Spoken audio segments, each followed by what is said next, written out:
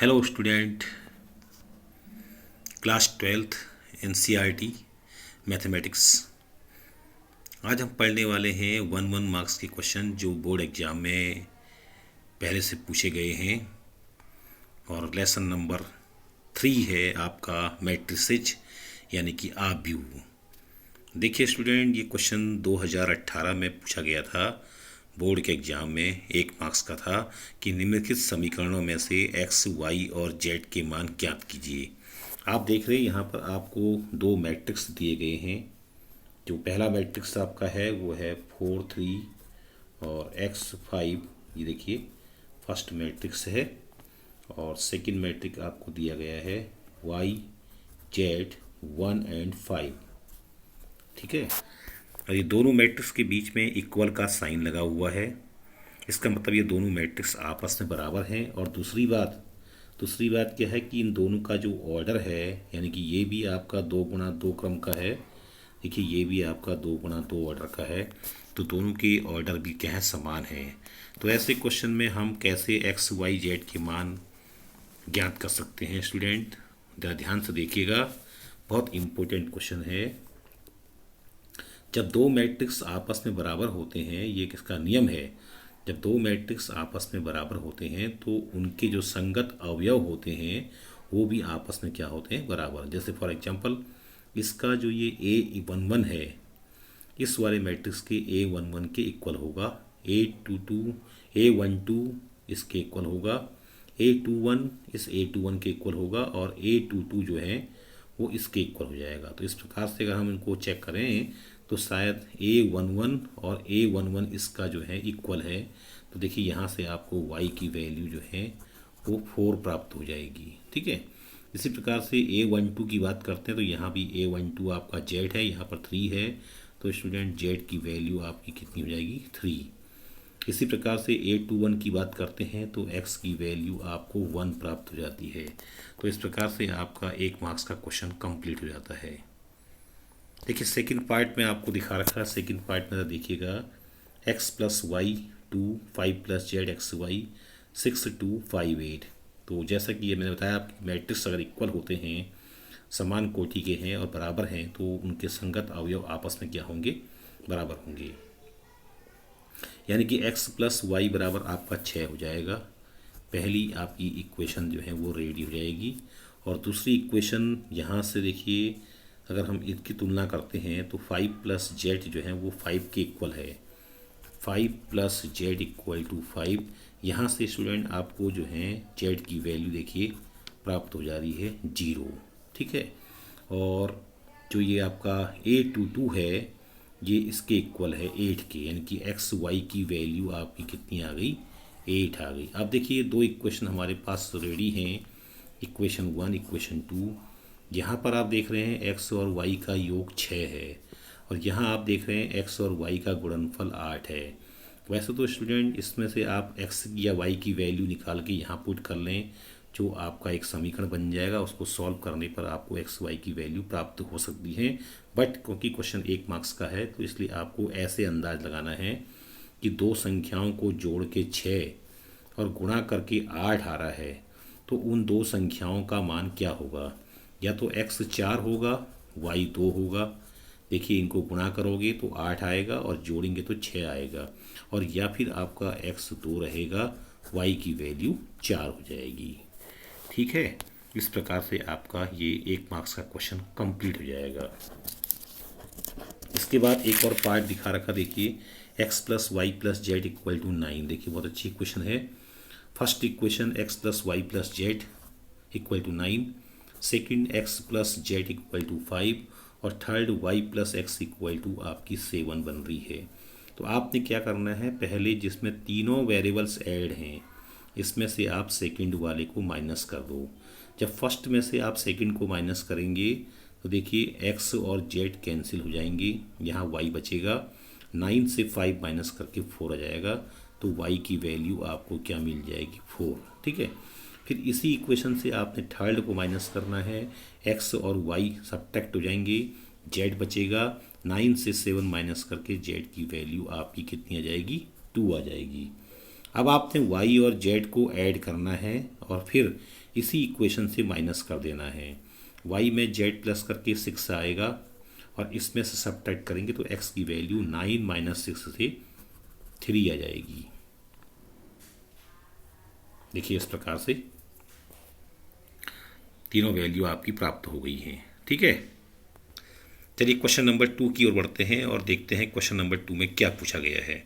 x और y के मान ज्ञात करने हैं और एक समीकरण आपको दी गई है। देखिए x प्लस वाई बराबर ये है और एक x माइनस वाई बराबर ये है। जैसे आप समीकरण पहले सॉल्व करते थे उसी प्रकार से आप समीकरणों को हल करेंगे। यहाँ पर इन दोनों समीकरणों को जोड़ा गया है। उसका क्या फ़ायदा है कि जोड़ने पर आपके जो प्लस वाई और माइनस वाई है स्टूडेंट वो कैंसिल हो जाएंगे। x में x जोड़ के 2x आएगा और जोड़ते वक्त ध्यान रखिएगा ये वाला फर्स्ट वाला जो है A11 ये आपका A11 में ऐड हो जाएगा। 7 और 3 10, 0 में 0 प्लस करके 0, 2 में 0 प्लस करके 2 और 5 में 3 प्लस करके 8। देखिए इस प्रकार से आ गया है। अब हमें x फाइंड करना है तो 2 को हम ट्रांसफ़र करेंगे तो 2 यहाँ आकर के देखिए डिवाइड में आ गया है और इस 2 से ब्रैकेट के अंदर इनकी जो आव्यू है उसके अंदर के हर एलिमेंट्स को आप डिवाइड करेंगे तो 2 5 जा 10 ये 0 रहेगा, 2 1 जा 2 और ये आपका 2 4 जा 8 4। इस प्रकार से आपको x की वैल्यू प्राप्त हो जाएगी। ठीक है, y प्राप्त करने के लिए आप इन दोनों इक्वेशन को घटा दीजिए। घटाने पर आपके x कैंसिल हो जाएंगे क्योंकि घटाने पर चिन्ह क्या होता है बदल जाता है। ये माइनस का हो जाएगा तो ये प्लस और माइनस कैंसिल, ये प्लस का हो जाएगा तो दोनों जुड़ जाएंगे और आपको जो है इन दोनों को ऐड करना है तो 2y इक्वल टू आपका हो जाएगा, यही क्वेश्चन आ जाएगा। देखिए सब्ट्रैक्ट करना सॉरी, तो 2y इक्वल टू यहाँ पर 4 आएगा, यहाँ पर आपका 2 आएगा, यहाँ पर 0 आएगा और यहाँ पर आपका 2 आ जाएगा। फिर y इक्वल टू हम 2 को ट्रांसफ़र कर देंगे तो हमारा सॉल्यूशन जो है वो प्राप्त हो जाएगा। देखिए किस प्रकार से हमने किया है, ये देखिए इस प्रकार से हमको ये प्राप्त हो गया है। तो x और y दोनों वैल्यू हमने जो है ज्ञात कर ली है।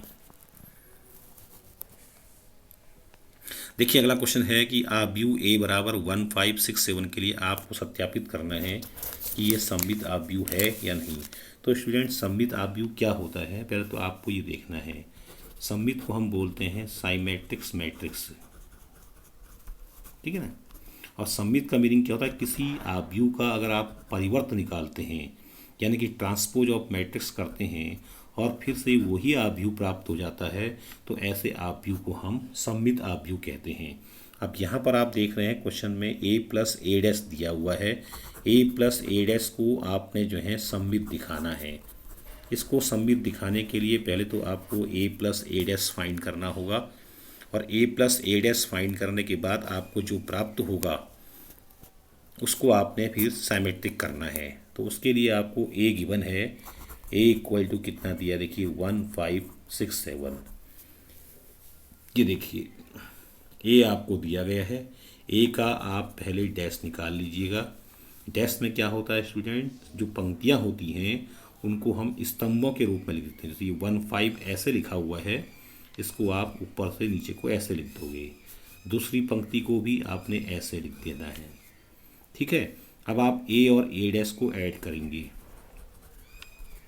ऐड करना आपको आ गया है। इस फर्स्ट वाले को फर्स्ट वाले में ऐड करते हैं, सेकंड वाले को सेकंड वाले में ऐड करना है, थर्ड वाले को थर्ड वाले में ऐड करना है, ठीक है। तो 6 5 11 और 7 को 7 में ऐड करना है 14। देखिए इस प्रकार से आया है ये। अब हमें स्टूडेंट इसकी जांच करनी कि ये सममित है या नहीं है, तो अब हमें इसका भी परिवर्त निकालना होगा। इसका जब आप परिवर्त निकालेंगे तो इसकी पंक्ति को आप स्तंभ में चेंज कर देंगे। जो पहली पंक्ति थी ना ये, इसको हमने कॉलम में ऐसे लिख देना है। सेकंड रो को भी आप कॉलम में लिख देंगे, देखिए इस प्रकार से। और फिर से आप चेक कर लीजिए, ये आपको वही मैट्रिक्स प्राप्त हो गया है जिसका आपने अभी अभी ट्रांसपोज किया था, वही मैट्रिक्स आपको प्राप्त हो गया है। इसका अर्थ हुआ कि दिया गया मैट्रिक्स जो है वो सममित आव्यूह है, ठीक है। इसी प्रकार से हमें इसका सेकंड पार्ट भी प्रूव करके दिखाना था। सेकंड पार्ट में था कि a माइनस ए डैश जो है वो विषम सममित मैट्रिक्स है। विषम सममित का मतलब क्या होता है, स्क्यू साइमेट्रिक्स, स्क्यू बोलते हैं इसको। ये स्क्यू साइमेट्रिक्स, ये प्रूव करना है हमें इसमें। तो क्या करेंगे कि ए माइनस, जैसे आपने पहले ए प्लस ए डैश निकाला था ना, अब आप क्या निकालेंगे, ए माइनस ए डैश निकालेंगे। इसमें से इसे घटाना है, तो 1 में से 1 गया, देखिए 0 आया। 5 में से 6 माइनस किया तो माइनस का 1 आया। 6 में से 5 को माइनस किया, देखिए 1 आया। 7 में से 7 गया तो 0 आ गया, देखिए ये आ रहा है आपका। ठीक है, अब आपको इसको जांच करनी है कि ये विषम सममित है या नहीं है। तो आपने इसका फिर से क्या करना है, डैश निकालना है। जब डैश निकालोगे तो पंक्ति को कॉलम में चेंज कर दोगे। देखिए नंबर तो लगभग सेम आ गए हैं, बट साइन नेगेटिव है। तो अगर हम इसमें से माइनस का कॉमन निकालते हैं तो 0 पर कोई इफेक्ट नहीं पड़ेगा चिन्ह का, पर ये नेगेटिव हो जाएगा, ये पॉजिटिव हो जाएगा और ये 0। देखिए अब शायद आपका ये और ये मैच कर गया है। तो हमने इस संख्या का ट्रांसपोज किया और फिर से हमें यही संख्या प्राप्त हो गई है। इसका मतलब है कि दिया गया आव्यूह जो है वो स्क्यू साइमेट्रिक यानी कि विषम सममित आव्यूह है। चलिए अगला क्वेश्चन देखते हैं। मैट्रिक्स ए इक्वल टू दिया है ए आई जे एम इंटू एन, ये वर्ग आव्यूह लिखा हुआ है। देखिए वर्ग आव्यूह में क्या होता है कि पंक्ति और कॉलम की संख्या समान रहती है। तो इसमें बहुत सारे ऑप्शन दिए हैं, जैसे आपका लिखा है कि पंक्ति कॉलम से छोटी है, या पंक्ति कॉलम के बराबर है, या पंक्ति कॉलम से बड़ी है, या पंक्ति का स्क्वायर कॉलम के बराबर है। तो स्टूडेंट इन सब में एक ही आपका विकल्प होगा कि पंक्ति और स्तंभ दोनों की संख्या आपस में समान रहेगी। ठीक है, क्वेश्चन नंबर 3 को देखिए। x + 1 = 2, y - 1 = 1 दिया है। देखिए ये डिटर्मिनेशन है और इक्वल दिए गए हैं, तो इसको भी हमने ऐसे ही सॉल्व करना होता है। अब किस प्रकार से आप इसको सॉल्व करेंगे स्टूडेंट, तो जैसे आपको ये क्वेश्चन दिया गया है, इस क्वेश्चन को अगर आपने सॉल्व करना है तो आप इसको कैसे सॉल्व करेंगे बताइए। तो इसको सॉल्व करना बड़ा आसान है। जैसे आपको ये क्वेश्चन दिया गया है, इस क्वेश्चन को अगर हम ध्यान से देखें तो इसमें आपको चार ऑप्शन दे रखे हैं। 2 ऑप्शन यहाँ दिखा रखे हैं देखिए, और 2 ऑप्शन यहाँ पर दिए गए हैं। तो इस प्रकार से हम दोनों में जो डिटर्मिनेशन है इक्वल है, तो इनको आपस में तुलना कर देंगे। तो उसका जो फर्स्ट वाला नंबर है उस ब्रैकेट के फर्स्ट वाले नंबर के इक्वल कर दिया जाएगा। x + 1 = 2 और ट्रांसफ़र करने पर 1 को x = 2 - 1 आ जाएगा। y - 1 = 1, y = प्लस का 2 आ जाएगा ट्रांसफ़र करने पर। तो विकल्प आपका जो सेकंड था वो सही था। ये देखिए इनका मान निकालना है आपको, दोनों को ऐड करना है, सिंपल है। 11 में 11 वाला ऐड कर दीजिए, 12 में 12 वाले को, 21 में 21 को और 22 में 22 को ऐड कर दीजिएगा। तो ये आपका विकल्प जो है माना जाएगा। इसमें लिखा है देखिए स्टूडेंट, उस वर्ग आव्यूह का नाम बताइए जिसमें ए आई जे 0 हो जब I is not equal to 0 हो। तो ऐसे वर्ग आव्यूह को हम बोलते हैं विकर्ण आव्यूह। देखिए ये विकर्ण आव्यूह कहलाएगा आपका इस प्रकार से। ठीक है, फिर पूछा है कि क्या दिया गया मैट्रिक्स सिंगुलर है।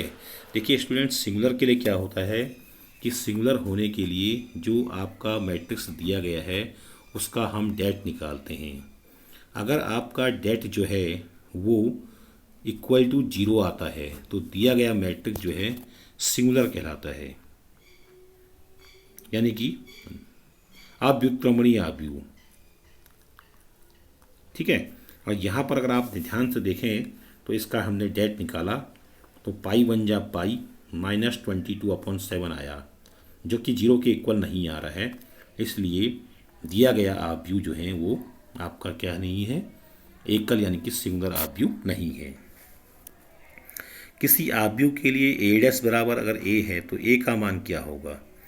देखिए अगर a' का मान a के बराबर है तो आव्यूह a क्या होगा, आपका सममित आव्यूह कहलाएगा। मैंने अभी आपको समझाया था कि अगर a' के बराबर होता तो ऐसे आव्यूह को हम बोलते हैं सममित आव्यूह।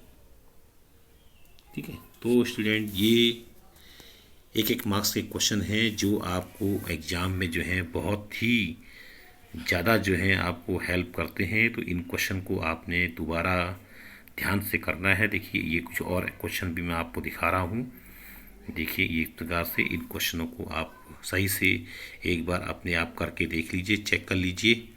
और कोई भी प्रॉब्लम अगर आपको होती है तो आप नीचे कमेंट सेक्शन में लिख करके मुझे भेज सकते हैं, मैं आपकी पूरी सहायता करूँगा। ठीक है। और एक बार फिर से, अगर आपने मेरे चैनल को लाइक सब्सक्राइब नहीं किया है तो प्लीज़ इसको सब्सक्राइब कर लीजिए, लाइक कर लीजिए और शेयर कीजिए अपने फ्रेंड्स को भी, अपने पूरे फ्रेंड सर्किल में, और इसे वायरल कर दीजिए